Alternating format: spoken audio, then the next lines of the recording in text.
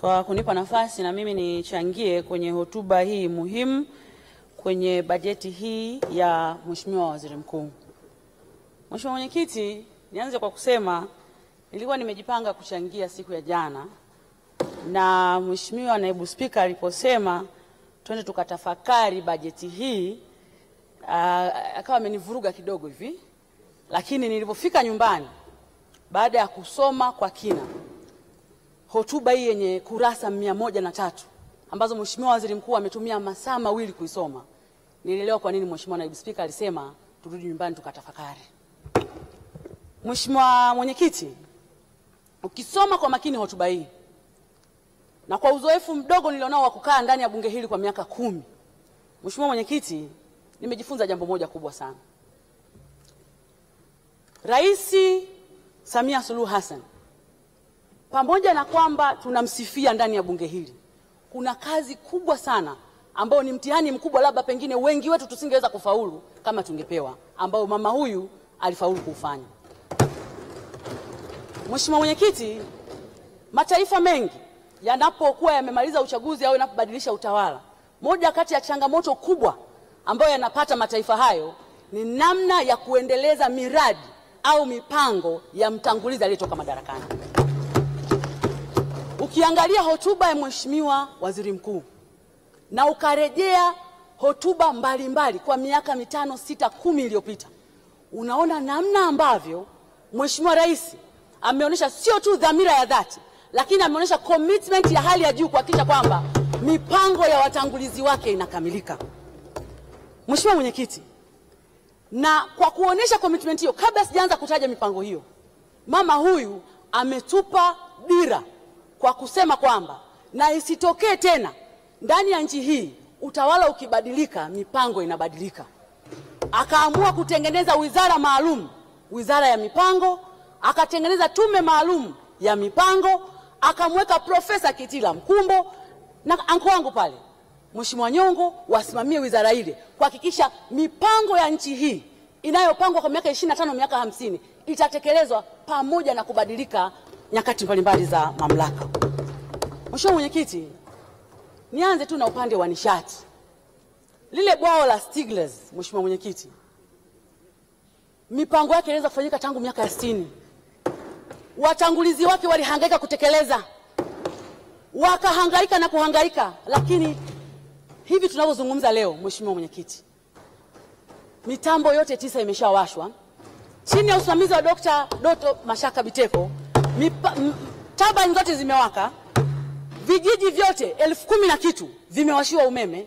Na Mheshimiwa Mwenyekiti, haya yatokee hivi hivi, ni lazima uwe na kiongozi ambaye anasimamia shughuli hizi zitekelezwe, sio mwingine, ni Mheshimiwa Waziri Mkuu Kassim Majaliwa. Mambo haya hayatokei kama muujiza. Mheshimiwa Mwenyekiti, ukienda Wizara ya Kilimo, Mheshimiwa Mwenyekiti, tulikuwa mbungeni tunaongelea bajeti ya bilioni 200. Leo tunaongelea 1.3 trillion.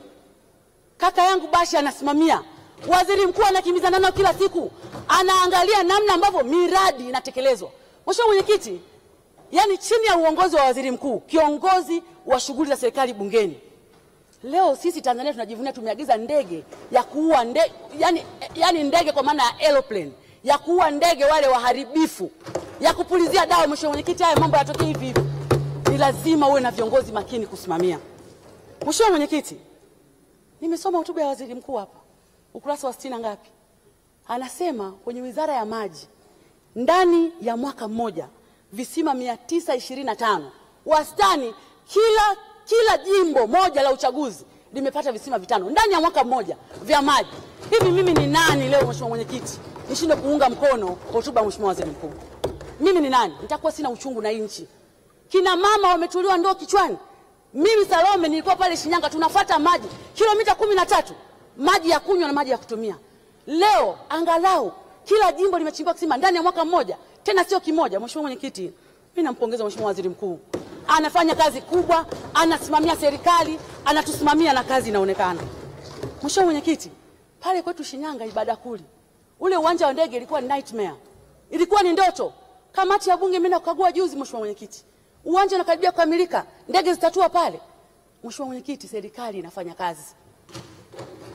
Leo Mheshimiwa Mwenyekiti, yani unatenganishaje maendeleo haya? Unatenganishaje demokrasia tulionayo na maendeleo makubwa na Mheshimiwa Rais na Mheshimiwa Waziri Mkuu na serikali iliyoko madarakani? Nitakuwa ni mtu ambaye sina shukrani Mheshimiwa Mwenyekiti. Mheshimiwa Mwenyekiti, anaibuka mtu mmoja tu leo Mheshimiwa Mwenyekiti. Unajua, naomba niwakumbushe waheshimiwa wabunge wenzangu. Nchi tumeanza uchaguzi wa vyama vingi mwaka 1995. Na mwaka 95 tulikuwa na wabunge wa upinzani 51. Mwaka 2000 tulikuwa na wabunge wa upinzani 26. Wakati huo Mheshimiwa Mbowe ndo aligombea urais. Mwaka 2005 tulikuwa na wabunge wa upinzani 41. Mwaka 2010 tulikuwa na wabunge wa upinzani 89. Mwaka 2015 tulikuwa na wabunge wa upinzani 116 na 2020 tuko wabunge 28 wa upinzani. Hakuna mtu aliyesema hashiriki uchaguzi mpaka tufanye mabadiliko ya sheria. Hakuna. Hakuna mtu aliyesubutu kusema hivyo. Hakuna mtu aliyesema tuingie barabarani tufanye uasi kwenye chaguzi zote. Leo Mheshimiwa Mwenyekiti, kuna mtu mmoja aliyekuwa na tamaa ya urais ameukosa kwa sababu anajua Samia amefanya kazi, anataka kumwaga mboga, anataka kumwaga ugali na maji ya kunawa. Hatuwezi kukubali. Hatuwezi kukubali. Ukweli ni kwamba kwa namna ambavyo mazingira ya uchaguzi yamewekwa, kwa namna ambavyo wameruhusiwa kufanya mikutano ya hadhara, kwa namna ambavyo wametumia vibaya nafasi yao ya kufanya haki ya demokrasia, wamegundua kwamba wakishiriki uchaguzi huu hawapenyi, ndio bana wameweka mpira kwa pani.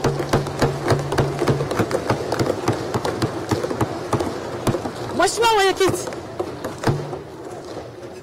miaka yote, awamu zote 6 ambazo tumeshiriki uchaguzi kwenye nchi, awamu zote CCM ni ile ile, katiba ya nchi ni ile ile, tume ya uchaguzi imeboreshwa mwaka jana. Wanaweka mpira kwa pani. Hii haikubaliki. Nataka niseme, unaweza kusema yote kwenye nchi, lakini mimi Salome Makamba ni Msukuma wa Shinyanga, sina pa kwenda. Pasipoti nimepewa na bunge ya kusafiria kwenda nje ya nchi, sina pa kwenda. Mama yangu, familia yangu haina pa kwenda. Hatuwezi kuhamasisha uasi kwenye nchi hii.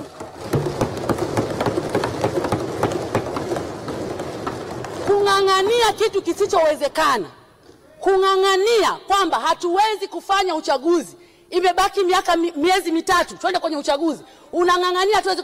Na mtu ni mwanasheria, wote tunajua humu ndani utaratibu wa utungaji wa sheria, utaratibu wa kurejea sheria una namna yake ambao unahitaji muda. Ni lazima tutebo mara ya kwanza, ni lazima tutebo mara ya pili, ni lazima watu watoe maoni, ni lazima watoe maoni wananchi. Huo mchakato anataka mtu ametia mpira kwa pani. Na Mheshimiwa Mwenyekiti, mimi naungana na wale wanaojiita sijui G55 nani. Mimi naenda kugombea na nitarudi humu bungeni. Na nimwambie Mheshimiwa Waziri Mkuu, nimeona mmeongeza bajeti. Baba, ongeza mpunga, leta ballot paper, leta maboksi, sisi tuko tayari kwa uchaguzi. Leta maboksi, tuko tayari kwa uchaguzi.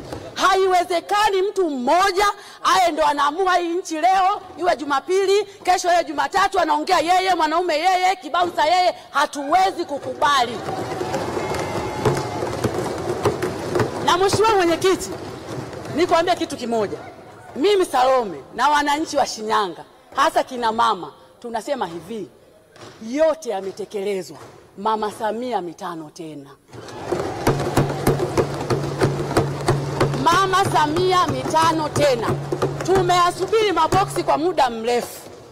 Tumeyasubiri maboksi kwa muda mrefu, maboksi ya kura kwa ajili ya kuhakikisha tunapiga kura, tunamvika huyu mama nguo, tunamfuta machozi kwa kazi kubwa aliyoifanya na kutukana kwa ajili yetu sisi wananchi wake. Walisema yote, mara ameuza bandari, mara sijui mama amefanya. Sasa hivi wameshia kusema mama akifungua pochi mambo yanatekelezwa. Mimi niko kamati ya TAMISEMI Mheshimiwa Mwenyekiti. Niko kamati ya TAMISEMI. Kwa mara ya kwanza kwenye nchi hii, kwa mara ya kwanza nimeshuhudia kwa macho yangu jengo la mama na mtoto, mimi na watoto mheshimiwa mwenyekiti, jengo la mama na mtoto, yani ukishindwa kujifungua kawaida, chumba kinachofuata unaweza kufanyia operation. Chumba kinachofuata kama mtoto wako ni njiti, unaweza kumweka kwenye chumba cha watoto njiti. Chumba kinachofuata kama umefanyia operation, unaweza kupumzishwa pale. Mheshimiwa mwenyekiti, haya mambo tuliyaona lini haya? Haya mambo tuliyaona lini? Hatuwezi kukubali. Jeshi la Ulinzi na Usalama lipo, kaka yangu Bashungwa mambo ya ndani upo, tekelezeni wajibu wenu. Hii nchi ni ya demokrasia, kuzuia uchaguzi ni uhaini na hatuwezi kukubali. Na mheshimiwa mwenyekiti, nikwambie tu ukweli, huyu jamaa anataka kutupiga changa la macho. Chama chochote cha siasa lengo lake namba moja ni kushika dola. Lengo lake namba moja. Sisi hatufanyi kazi ya uharakati hapa. Sisi mimi najua siasa ni kushika dola. Haiwezekani hata siku moja. Wamekaa nje huko. Leo watu waendelee kukaa nje huko. Hatuna kambi rasmi ya upinzani. Hatuwezi kurudi bungeni kama wabunge. Alafu unasema sisi ni wanasiasa. Hapana. Ni lazima tushike dola. Wabunge wenzangu walioko nje naungana nao. Lazima turudi humu ndani kama tulivyokuwa zamani. Lazima tukae humu ndani kama tulivyokuwa zamani. Serikali ishauriwe, ipokee ushauri. Na sisi tushauriwe, tupokee ushauri. Tulijenge taifa moja kwa umoja. Hiyo ndio kazi ya chama cha siasa. Na wawakilishi wa wananchi, huwezi kuwakilisha huko kwenye majukwaa, na maana unaona huko wanakofanya haina tija. Ni lazima tukae kwenye mabaraza ya vijiji, ni lazima tukae kwenye baraza la madiwani, ni lazima tukae bungeni ili tuweze kushauri serikali kwa mfumo unaoeleweka. Huwezi kuishauri serikali nje ya serikali, mheshimiwa mwenyekiti. Kwa hiyo mimi rai yangu, tunataka uchaguzi na tuko tayari kushiriki uchaguzi, na hatuko tayari kuungana na mtu ambaye anataka kupindua nchi hii. Taarifa mheshimiwa mwenyekiti. Taarifa wapi? Mheshimiwa Ole Sendeka.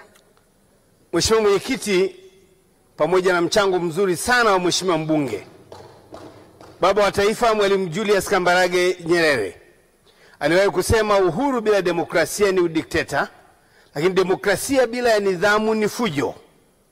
Kinachoendelea hivi sasa ni sheria inazingatiwa kwa kuweka mipango kwa wapa wa Tanzania fursa ya kutumia haki yao ya kuchagua.